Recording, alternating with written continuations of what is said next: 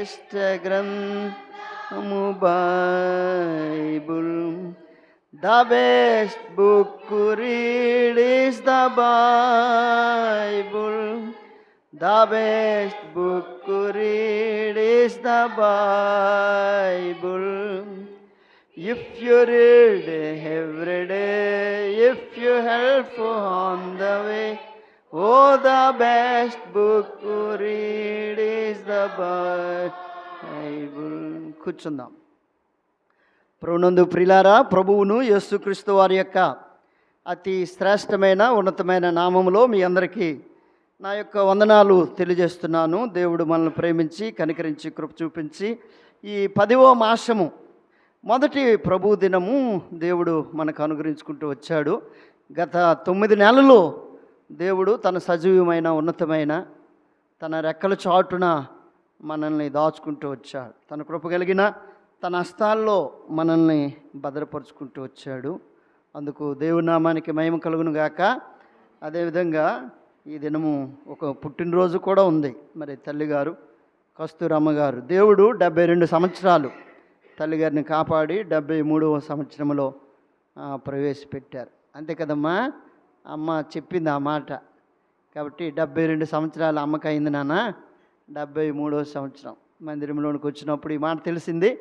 మరి తల్లిగారి కొరకు, ఆరాధన కొరకు ఒక మాటని చదువుదాం రండి. నాతో కలిసి దేవుని యొక్క వాక్యం దగ్గరికాయ పుట్టినరోజుని పురస్కరించుకొని ఆరాధనను జ్ఞాపకం చేసుకొని దేవుని యొక్క మాటలు ధ్యానం చేద్దాం.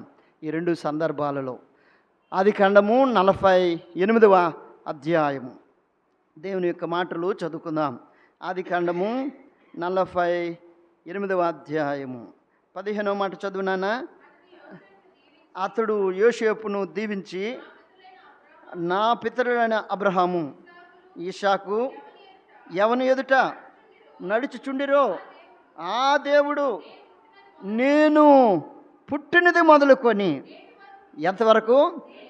పుట్టినది మొదలుకొని నేటి వరకు ఎవడు నన్ను పోషించునో ఆ దేవుడే అని రాసి చాలు నాన్న.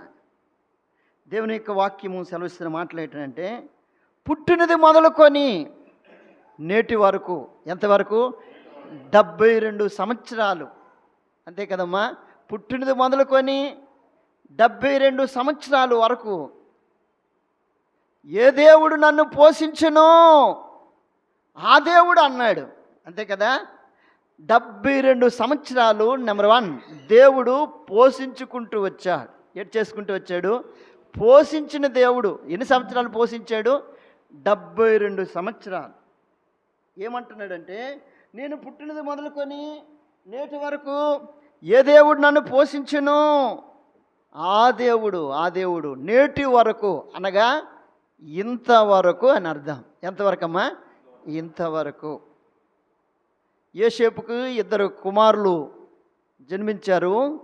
ఆ 2 కుమారుల్ని తన తండ్రి అయిన ఇశ్రాయేలు దగ్గరికి అనగా యాకోబు దగ్గరికి తీసుకుని వచ్చారు. వాళ్ళిద్దరిని తండ్రి ఆశీర్వాదము పొందాలని తండ్రి ఎదుట వారిని నిలబెట్టాడు. అప్పుడు యాకోబు యోసేపు యొక్క కుమారులకి, యోసేపుకి సాక్ష్యం ఇస్తున్న మాటలు ఇవి. ఏమని చెప్తున్నాడంటే, యోసేపు నేను పుట్టినది మొదలుకొని నేటి వరకు ఎవరు నన్ను పోషించారో ఆ దేవుడు, నేను పుట్టినది మొదలుకొని నేటి వరకు ఆయన నన్ను చేశాడు, పోషించాడు, సంరక్షించాడు, భద్రపరిచాడు. ఆయన నన్ను కాపాడుకుంటూ వచ్చాడు. ఆయన నన్ను విడవలేదు. నేటి వరకు అనగా ఇంతవరకు ఆ దేవుడు అన్నాడు. ఆ దేవుడు ఏ దేవుడు? దేవుని యొక్క మాటలు చదువుతున్నాను. సమూయేలు రాసిన మొదటి గ్రంథము 7వ అధ్యాయము 12వ వచనము. సమూయేలు రాసిన మొదటి గ్రంథము. అప్పుడు సమూయేలు 7వ అధ్యాయం 12వ వచనం. ఒక రాయి తీసి శేనుకును మధ్య దానిని నిలిపి ఎంతవరకు? నేటి వరకు అని అక్కడ చదివాము. ఇక్కడేమో ఇంతవరకు. 2025వ సంవత్సరము ఈ 10వ నెల ఎన్నో తారీఖు? 5వ తారీఖు వరకు, నేటి వరకు, ఇంతవరకు. చదవన్నా మాట. ఇంతవరకు మనకు సహాయము చేసినని చెప్పి దానికి ఎబినేజరైన దేవుడు. అబ్బా, ఏ దేవుడు ఆ దేవుడు? ఎబినేజరు. ఎంతవరకు కాపాడాడు? ఇంతవరకు. మంచి పాట ఉంటుంది, గుర్తు చేస్తున్నాను. ఎబినేజరే, ఎబినేజరే, ఇంతవరకు ఆదుకున్నవే. ఎబినేజరే, ఎబినేజరే, ఇంతవరకు ఆదుకున్నవే. నన్ను ఇంతవరకు ఆదుకున్నవే, నన్ను ఇంతవరకు ఆదుకున్నవే. నా పూర్ణ మనసుతో ఆరాధింతున్, నా పూర్ణతో ప్రేమించేదన్. ఆరాధన ఆరాధన ఆరాధన ఆరాధన. చాలు, ఎంత మంచి దేవుడు! ఎబినేజరైన దేవుడు. నేను పుట్టినది మొదలుకొని ఇంతవరకు, నేటి వరకు ఆయన సహాయం చేసే దేవుడు. ఏ విషయాల్లో సహాయం చేశాడు? ఎన్నో కష్ట పరిస్థితుల్లో, ఇబ్బంది పరిస్థితుల్లో, లేవలేని పరిస్థితుల్లో, దుఃఖ పరిస్థితుల్లో, కన్నీటి పరిస్థితుల్లో, అనారోగ్య పరిస్థితుల్లో, మనశ్శాంతి లేని పరిస్థితుల్లో ఆయన ఏం చేసుకుంటూ వచ్చాడు? సహాయం చేశాడు. ఆయన సహాయం చేశాడు. అందుకు ఆయనకి ఏం పేరు పెట్టాడంటే ఎబినేజరు. ఇంతవరకు. నెంబర్ 2. నెంబర్ 3, దేవుని యొక్క మాటలు చదువుతున్నాను. ఆదికాండము 22వ అధ్యాయము. దేవుని యొక్క మాటలు చదువుతున్నాను. ఆదికాండం 22వ అధ్యాయము 14వ వచనము. అబ్రాము ఆ చోటికి యెహోవా ఈరే అని పేరు పెట్టెను. అందుచేత యెహోవా చూచుకొనెను. నేటి వరకు. ఎంతవరకు? నేటి వరకు చూచుకున్నాడు. ఆయన యెహోవా ఈరైన దేవుడు. నెంబర్ 1, ఇంతవరకు పోషించే దేవుడు, ఇంతవరకు సహాయం చేసే దేవుడు, ఇంతవరకు చూచుకునే దేవుడు. ఈ దేవుడు చూచుకునే దేవుడు. మంచి పాట ఉంటుంది కదా, చూచుచున్న దేవుడవయ్యా నన్ను చూచినావు. ఏం పాట అండి! చూచాడు, పరిస్థితులు చూచాడు, శ్రమను చూచాడు, నిందను చూచాడు, అవమానమును చూచాడు, బాధను చూచాడు. ఆయన చూచే దేవుడు. ఆయన ఏం చేసే దేవుడు? చూచే దేవుడు. 72 సంవత్సరాలు. ఒకటా రెండా? ఎన్ని సంవత్సరాలమ్మా? 72 సంవత్సరాలు.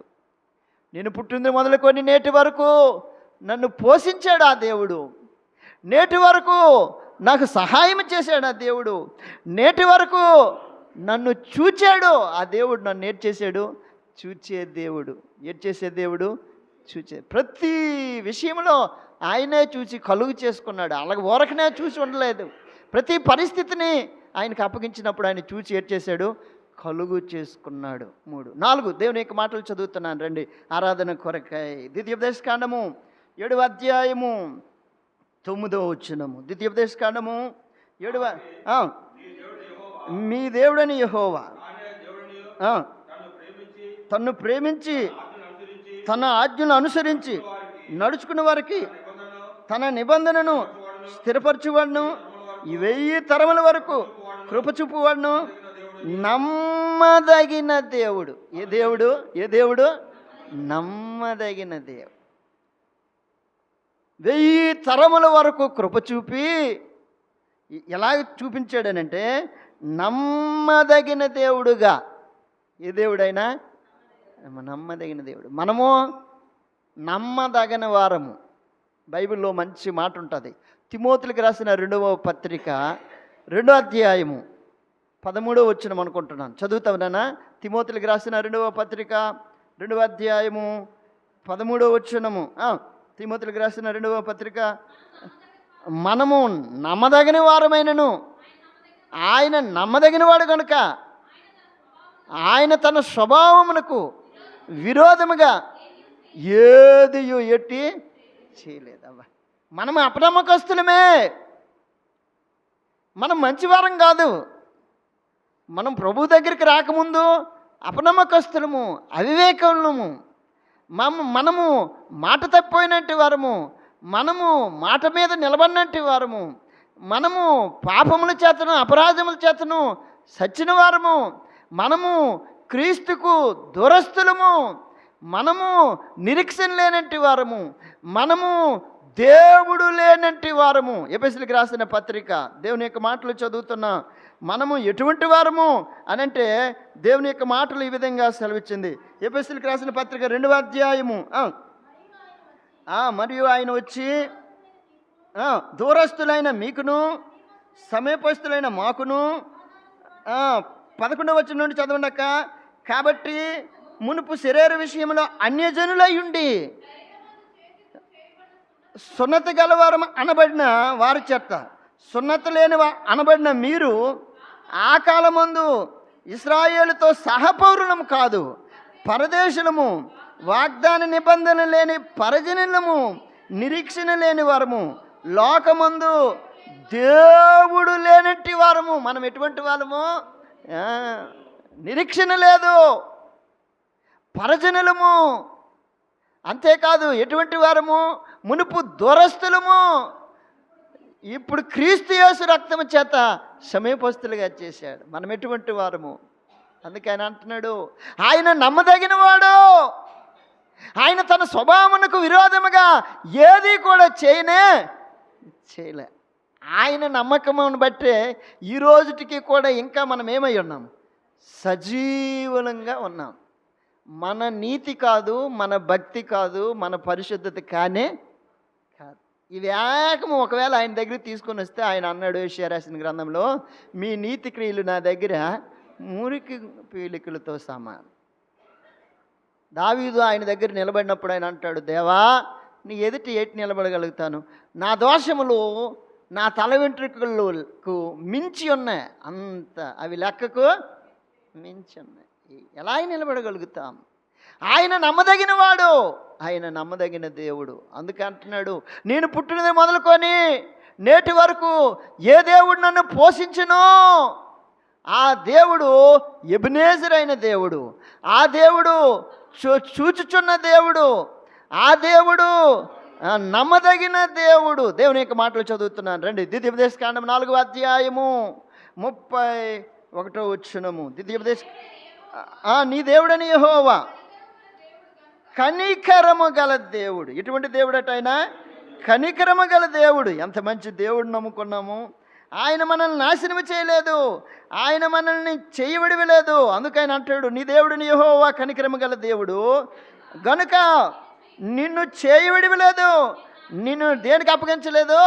నాశనానికి అప్పగించలేదు. ఎంత గొప్ప దేవుడు! నాశనానికి అప్పగించక, చేయి విడివక, కోపించుతూనే మన ఎడల ఏటి చూపించాడు? వాత్సల్యం, కనికరము చూపించాడు. కనికరమ గల దేవుడు. ఎంత కనికరమ కలిగినట్టు దేవుడు. నీ దేవుడని యెహోవా నిన్ను నాశనం చేయలేదు. మంచి మాట ఉంటుంది మలాకీ గ్రంథం 3వ అధ్యాయం 6వ వచనములో, యెహోవానైన నేను మార్పు లేనట్టి వాడును, యాకోబు సంతతైన మీరు లయము కాలే. ఏం కాలేదు? లయం చేయలే, నిర్మూలన చేయలేదు, ఏ జబ్బుకి అప్పగించలేదు, ఏ రోగానికి అప్పగించలేదు, ఏ తెగులకి అప్పగించలేదు. కరోనా ఎంతో భయంకరంగా ఈ లోకంలో అది వచ్చి ప్రబలించింది, కానీ దాన్ని మనం లేట్ చేయలేదు. దేవుడు అప్పగించలే, దానికి మనకి ఏం చేయలేదు. కారణం ఆయన కనికరము కలిగిన దేవుడు. ఎటువంటి దేవుడు? ఎంత కనికరము, ఎంత కనికరము. అందుకని అంటున్నాడు, నీ ఎడ్ల నేను కనికరము చూపించాను, నీ చెయ్యి విడవలేదు. ఏటి విడవలేదు? చెయ్యి విడవలే. ఈ 72 సంవత్సరాలు చెయ్యి పట్టుకొని ఏటి చేశాడు? నడిపించాడు. ద్వితీయోపదేశకాండం 31వ అధ్యాయము 11వ వచనం అంటాడు, ఏమంటాడు?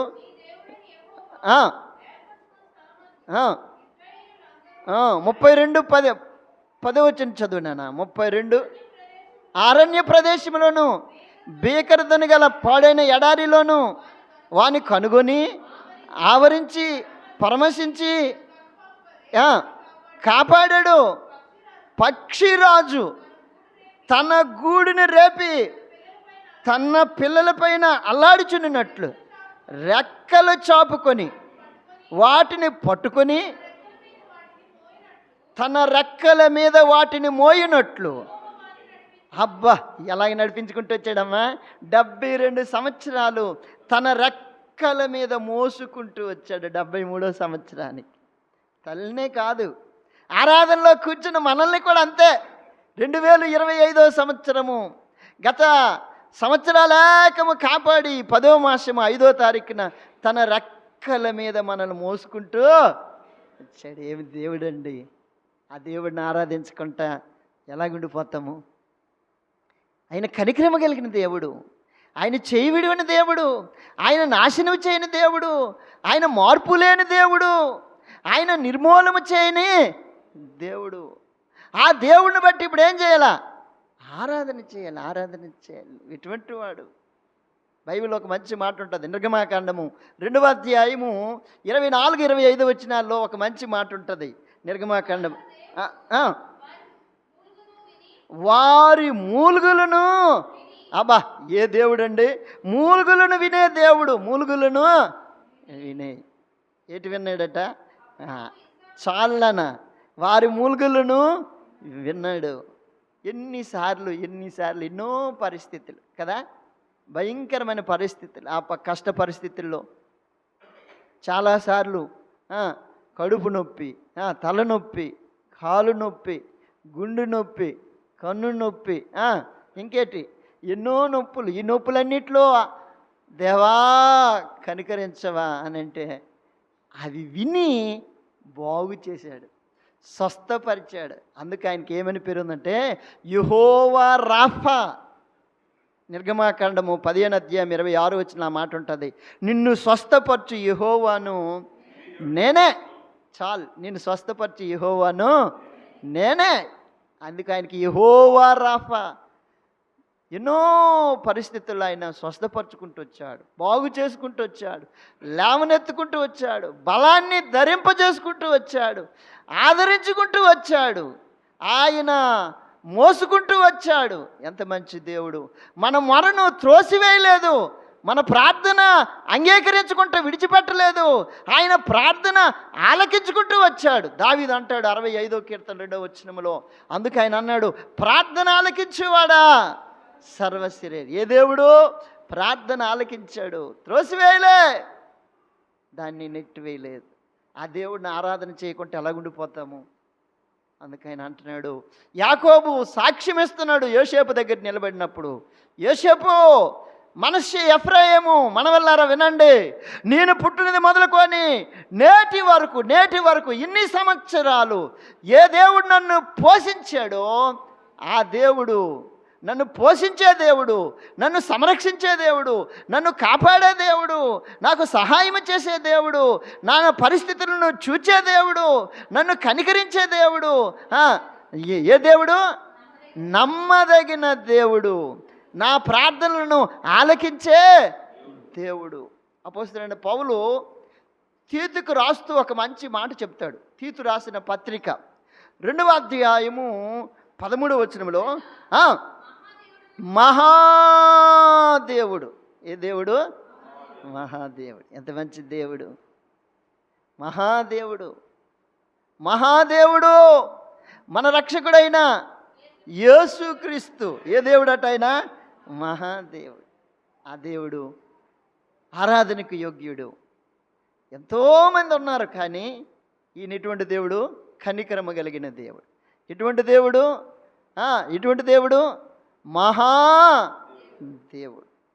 మహాదేవుడు. అందుకు నెబుకద్నెజరు, బెల్షెజరు 2 సాక్ష్యాలు ఇచ్చారు దానియేలు రాసిన గ్రంథములో. దానియేలు రాసిన గ్రంథము 3వ అధ్యాయంలో అనుకుంటున్నాను ఆ మాట 8వ వచనములో ఒక మాట చెప్తాడు. ఆ సమయమందు ఆ, ఆ, ఆ, ఆ. 3వ అధ్యాయము 28వ వచనం అక్క. నెబుకద్నెజరు పూజార్హుడైన దేవుడు. చాలు. ఏ దేవుడు? పూజకరుడు.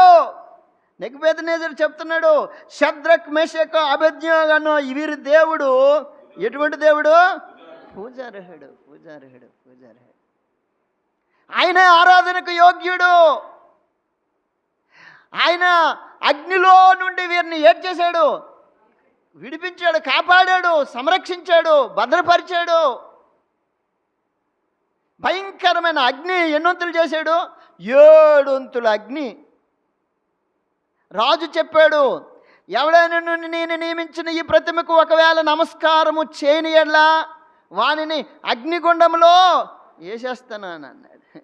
వీళ్ళు ముగ్గురు అంటున్నారు, షద్రక్ మెషక్ అబేద్నెగో, నెబుకద్నెజరు ఇందును గూర్చి ప్రత్యుత్తరము ఇవ్వవలనని మాకు చింత లేదు. అగ్నిలో నుండి తప్పించుటకు మా దేవుడు సమర్థుడు. అంతే. ఎక్కడి నుండి తప్పించాడు? అగ్నిలో నుండి. అగ్నిలో నుండి మనల్ని కూడా నిత్య నరకము నుండి, భయంకరమైన అగ్ని గుండములో నుండి దేవుడు మనం లేట్ చేశాడు, తప్పించాడు. ఆయన ఆరాధన చేయకుంటే ఎలాగుండిపోతాము? దేవా, నిజంగా పాపంలో ఉండి నేను చనిపోతే నా పాపాలు 1 2? డేవిడ్ అని నేను నిలబడిన వ్యక్తిను ఎన్నో ఘోరమైన పాపాలు, దోషాలు. అలాగూ చనిపోతే ఎక్కడికి వెళ్ళిపోవలసినట్టు వాడు? నిత్య నరకానికి వెళ్ళవలసినట్టు వాడు. దేవా, ఆ నరకము నుండి, ఆ అగ్నిగుండంలో నుండి నువ్వు నన్ను తప్పించవయ్యా, అందుకు నీకు వందనాలు. ఒక అన్యుడైన రాజు చెప్తున్నాడు సాక్ష్యము, వీరి దేవుడు పూజార్హుడు. వీళ్ళ దేవుడు ఏ దేవుడు? పూజకర్హుడు. ఆయనే యోగ్యుడు. ఆయనను ఆరాధన చేయండి. ఎవడైనను ఆ దేవుణ్ణి ఆరాధన చేయకపోతే వారి ఇల్లు ఎలా చేస్తాను? ఎలా చేస్తాను? తుత్తి నీళ్ళుగాను. ఎలా చేసేస్తాడట? పెంటగా చేసేస్తాను. ఏమి శాసనము! అంతకుముందు ఏ శాసనం పెట్టాడు? ఎవడైనాను ఈ ప్రతిమక నమస్కారం చేయని యెడల వాడిని ఎక్కడ వేసేస్తాను? అగ్నిలో వేసేస్తున్నాను. శాసనాలను మార్చే దేవుడు. ఎంత మంచి దేవుడిని మనం కలిగి ఉన్నాం. ఆ దేవుడిని ఆరాధన చేయకుంటే ఎలాగ ఉంటాం? అందుకు అన్నాడు, వీరి దేవుడు ఎటువంటి దేవుడు? పూజార్హుడు. అందుకే భక్తుడు ఆ పాట రాశాడేటని, పాడకుండా ఉండలేనయ్యా, నిన్ను పొగడకుండా బ్రతకలేనయ్యా, ఊహించలేదయ్యా ఈ మేలులన్నీయో, తలంచలేదయ్యా నీ గొప్ప కార్యములు, ఊహించలేదయ్యా నీ మేలులన్నీయో, తలంచలేదయ్యా నీ గొప్ప కార్యములు. పాడకుండా ఉండలేనయ్యా, నిన్ను పొగడకుండా బ్రతకలేనయ్యా, పాడకుండా ఉండలేనయ్యా, నిన్ను పొగడకుండా బ్రతకలేనయ్యా, ఊహించలేదయ్యా ఈ మేలులన్నీయో, తలంచలేదయ్యా నీ గొప్ప కార్యములు. తీసివేయబడినాను, త్రోసివేయబడినాను, అకస్మాత్తుగా గుంటలో నెట్టివేయబడినాను. తీసివేయబడినాను, త్రోసివేయబడినాను, అకస్మాత్తుగా గుంటలో నెట్టివేయబడి, అందరూ వదిలేసినా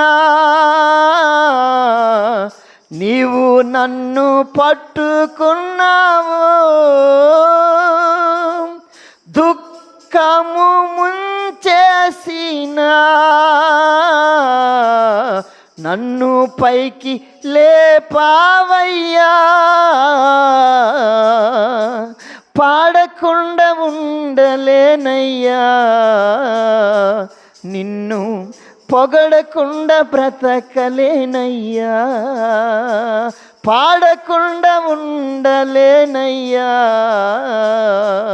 నిన్ను పొగడకుండా బ్రతకలేనయ్యా, ఊహించలేదయ్యా ఈ మేలులన్నీయో, తలంచలేదయ్యా నీ గొప్ప కార్యములు.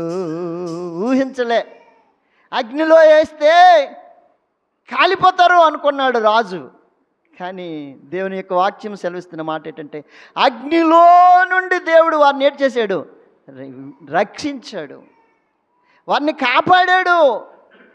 ఇప్పుడు రాజు ఇస్తున్న సాక్ష్యం ఏంటంటే, వీరు దేవుడు, వీళ్ళు ఆరాధన చేస్తున్న దేవుడు, వీరు ప్రార్థిస్తున్న దేవుడు, వీరు పూజిస్తున్న దేవుడు, వీరు కొనియాడుతున్న దేవుడు, వీరు గణపరుస్తున్న దేవుడు ఆయనే పూజార్హుడైన దేవుడు. ఎంత మంచి దేవుడు! ఆ సాక్ష్యము యాకోబు తన మనవళ్ళకి, తన కొడుక్కి చెప్తున్నాడు. ఆదికాండములోని 48వ అధ్యాయము 15వ వచనంలో ఏమని చెప్పాడంటే, నేను పుట్టినది మొదలుకొని నేటి వరకు ఎవడు నన్ను పోషించాను ఆ దేవుడు. ఏ దేవుడు? ఆ దేవుడు నెంబర్ 1 పోషించే దేవుడు, నెంబర్ 2 సహాయం చేసే దేవుడు, నెంబర్ 3 చూచుచున్న దేవుడు, నెంబర్ 4 నమ్మదగిన దేవుడు, నెంబర్ 5 కనికరమ కలిగిన దేవుడు, నెంబర్ 6 మహాదేవుడు, నెంబర్ 7 పూజార్హుడు. ఇటువంటి దేవుడు పూజకు అర్హుడు. ఆ దేవుడిని ఆరాధన చేయకుండా, ఆ దేవుడిని స్తుతించుకుంటా, ఆ దేవుడిని మయంపరచుకుంటా, ఆ దేవుడిని కనపరుచుకుంటా ఎలా ఉండిపోతాం? 1, 2 ఎన్నో సంవత్సరాలు. హబక్కూకు రాసిన గ్రంథము 3వ అధ్యాయము 2వ వచనంలో హబక్కూకు ఇలాగ చెప్పాడు, దేవా సంవత్సరములు జరుగుచుండగా నీ కార్యము నూతన పరచు. ఎలా పరిచాడు? నూతన పరచు. సంవత్సరాలు జరుగుతున్నప్పుడు, అంతే, మన దినాలు గడిచిపోతున్నప్పుడు, మన రోజులు గడుస్తున్నప్పుడు దేవుడు తన యొక్క కార్యాన్ని మన ఎడల ఏర్పరిచాడు. ఒక నూతనమైన దినం ఇచ్చాడు, నూతనమైన రోజు ఇచ్చాడు, నూతనమైన సమయాన్ని ఇచ్చాడు. అందుకు దేవుడు నేర్చేయాలా? చేయాలా? ఆరాధన చేయాలి, ఆరాధన చేయాలి. ద్వితీయోపదేశకాండం 11వ అధ్యాయం 12వ వచనము, నీ దేవుడని యెహోవా కన్నులు సంవత్సరం మొదలుకొని సంవత్సరము అంతము వరకు దాని మీద నీ ఉండేది. ఎంత గొప్ప కనుదృష్టి ఆయనది! ఎంతవరకు ఆయన కనుదృష్టి మన మీదే ఉంచాడు. అందుకు దేవుని ఇప్పుడు ఏం చేయాలి? ఆరాధన చేయాలి. దేవా ఎంత మంచి దేవుడు నువ్వు నాకు దొరికావు. మనల్ని కాపాడడానికి కొరకే, మనల్ని కనికరించడానికి కొరకు. ఆయన కనికరం ఎంత గొప్పది అని అంటే, మనల్ని ఎంతగా ఆయన కనికరించాడంటే, మన పాపము కొరకాయ, మన దోషము కొరకాయ, మన అవిధేయత కొరకాయ, మన యొక్క ఆ యొక్క అపరాధము కొరకాయ ఆయన కలువరి శిలువలో తన తలపైన ముండ్ల కిరీటము కొట్టారు, ఆయన చేతులపైన మేకులు కొట్టారు, ఆయన కాళ్ళపైన మేకులు కొట్టారు, ఆయన ప్రక్కన బల్లిపొడి పొడిచారు, ఆయన వీపున 1 తక్కువ 40 కొరడా దెబ్బలు కొట్టబడ్డాయి. మనల్ని ఎంతగా కనికరించాడు అనంటే, ఆయన శరీరం నుండి నిలువెల్ల రక్తదారులు వస్తూనే నోరు తెరవలేదు. ఎంత కనికరము, ఎంత ప్రేమో, ఎంత జాలో, ఎంత నమ్మదగిన వాడో, ఎంతగా మన కొరకు ఆయన సహించాడో ఆ దెబ్బలను. బైబిల్ గ్రంథము సెలవిస్తున్న మాట ఏంటో తెలుసా? చివరికి ఆయన శరీరంలో ఒక్క రక్తపు బిందువు కూడా మన కొరకు ఆయన శరీరంలో దాచుకోక మన కొరకు సమస్తమును త్యాగము చేశాడు. ఒక్క రక్తపు చుక్క కూడా ఆయన శరీరంలో ఏం చేయలేదు, దాచుకోలేదు. సమస్తమును మన కొరకు ఏం చేశాడు? అర్పించాడు. ఎంత నమ్మదగినవాడు, ఎంతగా సహించాడు. ఆ యొక్క భారమంతా అంతా భరించి మనకి రక్షణ ఇచ్చాడు, మనకి సంతోషాన్ని ఇచ్చాడు, మనల్ని ఆ అగ్నిగుండంలో నుండి తప్పించాడు, మనల్ని సంరక్షించుకుంటూ వచ్చాడు, మనల్ని పోషించుకుంటూ వచ్చాడు, మనల్ని పక్షిరాజు తన గూడి మీద తన పిల్లలను మోయినట్లు మనల్ని మోసుకుంటూ వచ్చాడు. అటు దేవుడిని ఇప్పుడు మనం ఏం చేయాలా? ఆరాధించవలసినట్టు వారమే ఉన్నాం. దేవుడి మాటలు దీవించును గాక. ఆమేన్.